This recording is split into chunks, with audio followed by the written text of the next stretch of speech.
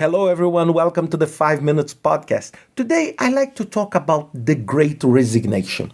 And I learned about this topic just recently when I saw an interview from Professor Anthony Klotz from the Texas A&M University. He was giving this interview to the Washington Post. And he was the creator of this name. And he said why, for example, in the US, 4.3 million people decided to leave their jobs. Let me just repeat, decided to leave. They were not fired. They asked to leave. They resigned. And this is the surprising thing. Because you would not be surprised if I was recording this last year and I would say, 20 million people lost their jobs. Means when you lose your job means you wanted to continue, but the organization or the entity did not want you to continue. But now it's you don't want to continue. And why this is a very important topic. And during this interview, he presented 4 topics to justify these massive numbers. The first one is a backlog of 2020.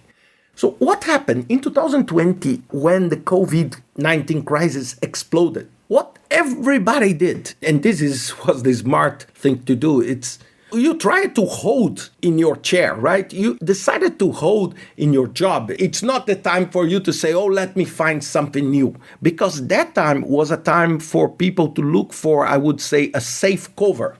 And now, because the pandemic is shifting, people are saying, okay, now it's time for me to move. So there is this backlog of 2020.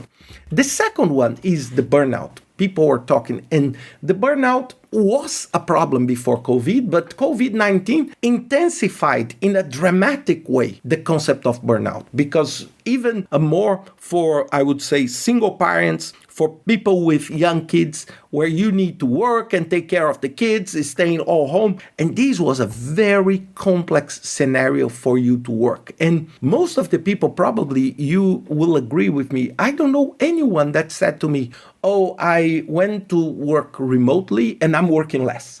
Everybody's working more. Everybody's having more meetings. It's having, I would say, more work to be done. It seems that we want to prove more because of working from home. So what is the take here? The burnout is a big predictor of turnover. So people want to leave because they feel the burnout. The third one is this is a very interesting, is the shift of identity. You suffered so much during the COVID that now you are revisiting your own life. You want to move to a different place. You want to move to a different job. You don't want to work in the type of activity that you have been working for 20 years. So you want to do something else. And the fourth is remote work. I know that many people want to go back to offices and they feel that, and I feel too. But many people, they are in panic of going back to work, because it was hard for them to adapt, but now they have, I would say, more control of their own lives and they don't want to come back. So many people may not come back to work. So these were the 4 predictors. And one key thing is that it's common for us to see that top jobs, people extremely well qualified, deciding to leave. But what is happening now is that even low-paid jobs, even not extremely skilled professionals, they want to leave. So this is a little bit the opposite.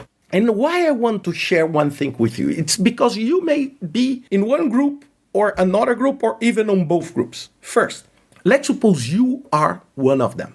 So on your people side, so you suffer, you had pain, you thought you had some stability, and when you faced COVID, you saw that stability is just a word in the dictionary, and you decided to disrupt yourself. And I love the concept of disrupting yourself. This was created by Whitney Johnson, and she has a fantastic book about that. And I'm talking a lot about this topic. It's that from time to time, you need to disrupt yourself to find new opportunities. And what happened in the past 2 years was a massive trigger for disruption. A very relevant trigger. For example, you thought you were in a trampoline trying to jump. And suddenly you look back and you see someone cutting your trampoline with a saw. And you say, what? This trampoline will collapse anyway. So now it's my time to make a perfect jump and do something else. So for these people, take advantage of this, I would say, this very stressful moment in your life and this very changing moment to really disrupt and position yourself with more happiness and this. So I really encourage you, if you really want to change, that you do it and do it fast. Now let's talk about the second part. Imagine now you are an organization, or you are a project manager, or you are leading a project or leading a team, and you are victim, I'm quoting, victim of this great resignation. Means every single day someone goes to your desk, say, I'm leaving.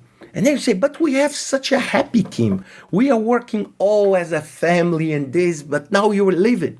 What is happening is that you need to identify what makes people stay.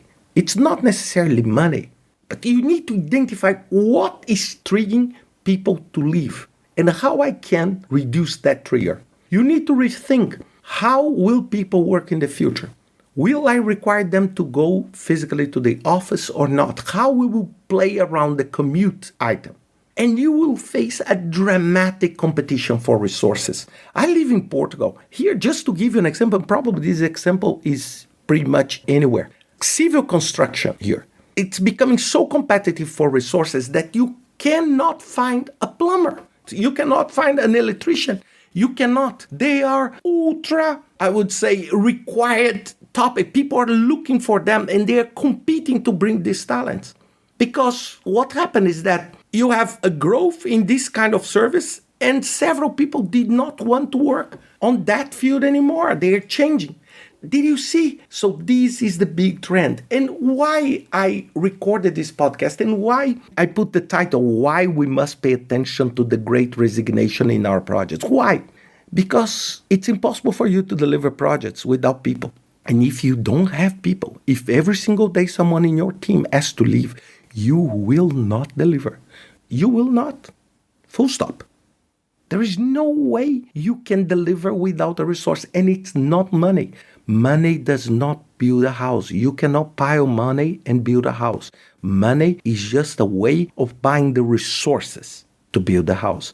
If you're not able to buy the resources to build the house, your house does not exist, even with millions in your bank account. And this is the challenge we face today. For example, we are talking about transformation. I gave some examples on construction, but IT, technology, oh my God, these environments are changing so dramatically. People are facing burnout for transformation. It's transformation on the top of transformation. People are just leaving. And they live in the middle of a transformation. And imagine for you, that you leave a cook in your restaurant in the middle of the preparation of a meal. And someone needs to jump in and say, did you put salt or not? This is what's happening. So we need to think about that. Otherwise, we don't deliver our projects. And I think this is a big trend. And I truly believe that this is a big shift on the way we manage, we handle, and we work with our human resources. So think about that and see you next week with another 5 Minutes podcast.